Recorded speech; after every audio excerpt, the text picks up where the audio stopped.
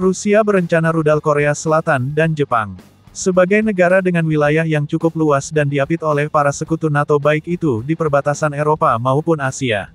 Abah Vladimir Putin yang merupakan mantan intelijen nomor 1 Rusia, ternyata telah menyiapkan banyak strategi tempur terkait langkah antisipasi masif, untuk menyerang seluruh negara-negara Eropa, termasuk negara Asia yang dianggap menjadi ancaman bagi Rusia. Hal ini terungkap, setelah dokumen militer berusia 10 tahun milik Rusia bocor ke publik. Uniknya, jika saat ini Rusia sedang mengarahkan moncong rudal Oresnik berhulu ledak nuklirnya ke setiap negara NATO.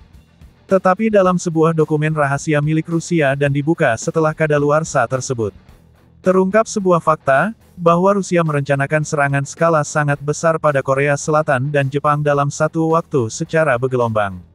Tidak main-main, dalam dokumen rahasia militer tahun 2013 hingga 2014 ini, serangan Rusia tersebut menargetkan 160 fasilitas strategis milik pemerintah Jepang dan Korea Selatan.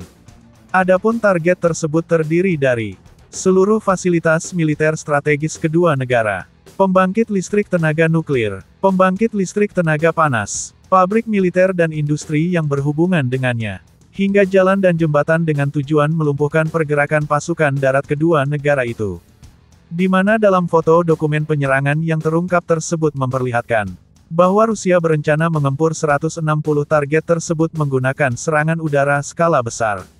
Mulai dari penggunaan rudal balistik jarak jauh dari 3 titik berbeda, hingga serangan menggunakan konvoi pesawat pembom strategis jenis Tupolev 95.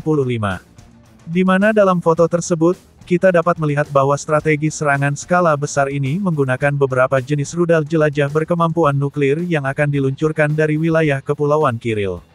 Seperti KH-55 yang memiliki jarak sunat hingga 2.500 km. Kemudian rudal KH-555, yang dapat membawa hulu ledak nuklir dengan kekuatan 220 kiloton dengan jangka 3.000 km. Dan rudal jelajah siluman KH-101 dan 102 dengan jangkauan maksimum 5.000 km. Bayangkan bro, jika secara tiba-tiba dan tanpa angin ratusan rudal tersebut menabrak semua pangkalan militer Amerika yang berada di Jepang dan Korea Selatan. Maka sudah pasti, Doraemon dan Ninja Hattori akan langsung jadi tentara di sana. Selain menggunakan serangan jarak jauh menggunakan pembom strategis Tu-95. Dalam foto dokumen tersebut kita juga dapat melihat kehadiran jet tempur Su-27. Yang kemungkinan besar akan digunakan oleh pasukan Rusia, untuk melakukan serangan intercept cepat pada pangkalan jet-jet tempur Jepang dan Korea Selatan pasca serangan jarak jauh dilakukan.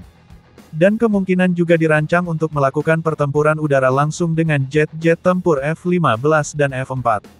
Seperti disebutkan dalam keterangan foto, ini adalah strategi serangan masif yang berfungsi mengganggu stabilitas dan mencegah pengelompokan kembali pasukan di wilayah operasional. Penghancuran akan dimulai dengan serangan jarak jauh yang disusul dengan parade jet tempur Sukhoi. Dokumen-dokumen ini berkaitan dengan persiapan menghadapi kemungkinan konflik di perbatasan timur negara tersebut antara tahun 2008 dan 2014, namun tetap relevan dengan strategi Rusia.